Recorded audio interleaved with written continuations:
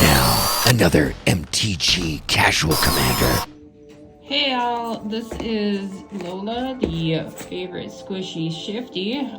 We are here on pre-release weekend, so we have obtained a pre-release kit of the March of the Machine. So we are gonna open that up for you guys and see what we get.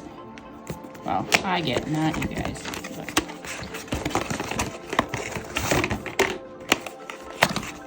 And we've got the black with the blue dye. That's kind of stellar. Digging that. Alright, off the bat, we've got Ozolith, the Shattered Spire, for our bonus card.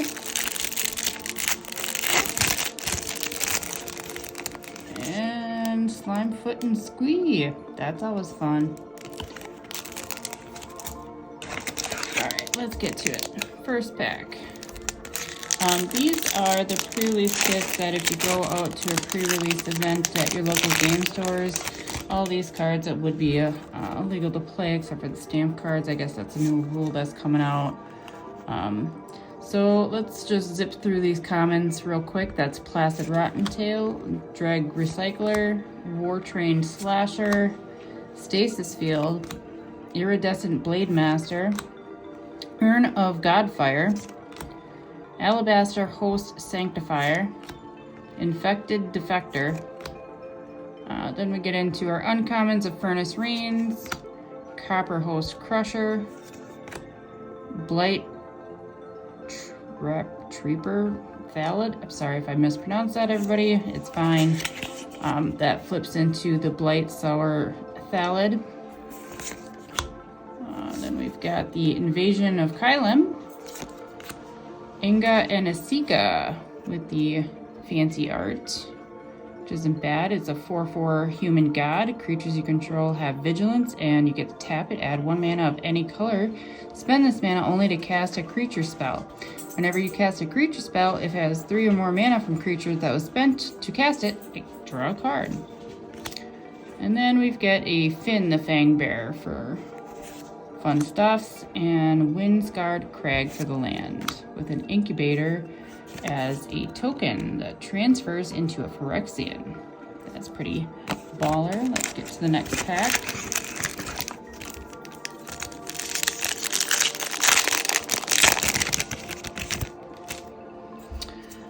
Alright, we have Mirren Baneslitter, Temporal Cleansing, Fertilid's Favor, Bladed Battle Fan, Burning Sun's Fury, Vanquish the Weak, Core Halberd, Thrashing Frontliner, Collective Nightmare, Ravenous Sailback, Glistening Deluge, Order of the Mirror.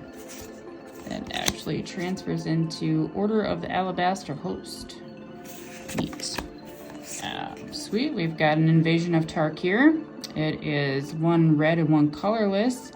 That it's when Invasion of Tarkir enters the battlefield, reveal any number of dragon cards from your hand. When you do, Invasion of Tarkir deals X plus 2 damage to any other target, where X is the number of cards revealed this way. It flips into Defiant Thundermaw.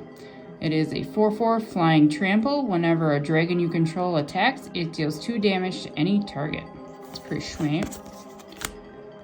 And then we have Daxos, Blessed by the Sun, and a island, and a fun little write-in card that you can use for your proxies, should you have proxies and stuff. We don't typically like to do that, but when you got expensive stuff, though, sometimes it's worth it to do that. Alright, next pack. We've got Wildwood Escort, Unseal the Necropolis, Karsa's Depth Guard, Disturbing Conversion, Converter Beast, Inspired Charge, Saiba Cryptomancer, Saiba, Stoke the Flames, Streetwise Negotiator, Sunblessed Guardian, an Invasion of Kaladesh, flips into Aetherwing Golden Scale Flagship. So for you people that run vehicle decks, that's a good card to have for you. Deeproot Wayfinder, which is always a good little merfolk. It's for 1 green and a colorless. It's a 2/3 that whenever Deeproot Wayfinder deals combat damage to a player or battle, surveil 1. When you may, oh, I can't talk. I'm so sorry, guys. Then you may return a land card from your graveyard to the battlefield tapped. Sweet. We got a Raff Weatherlight Stalwart. Flitting Gorilla. Shiny. That's actually kind of cool looking shiny thing there. And a Jungle Hollow for the land with a Thopter token. Next pack. And we got two more after this one. So we start off with a Deadly Derision. I'm sorry, murdering these names. Yes, all the murder. Beamtown Beatstick. That's a very funny name. Moment of Truth. Cosmic Hunger. Failed Conversion. Vanquish the Weak. Core Halberd. Thrashing Frontliner. Elspeth's Smite. Don't worry, she'll smite you. Elvish Vatkeeper. Bonded Herd Beast. That flips into Plated Kiln Beast. We have the Invasion of Zendikar. That flips into Awakened Skyclave. Not bad. And then we have the Fairy Mastermind. A blue and 1 colorless. It is a 2/1 Fairy Rogue with Flash and Flying. Whenever an opponent draws their second card each turn, you draw a card, and you have the ability to pay a blue and 3 colorless for each player draws a card. Not so bad when you need those. Ooh, and a Lutri the Spell Chaser. I still think that's banned. I'm not sure. It's been a while since I looked. But it is either you pay the red or blue for these casting costs, and it's 2 of those and a colorless. For a companion, each non-land card in your starting deck has a different name. It has Flash, and it's a 3/2 Elemental Otter.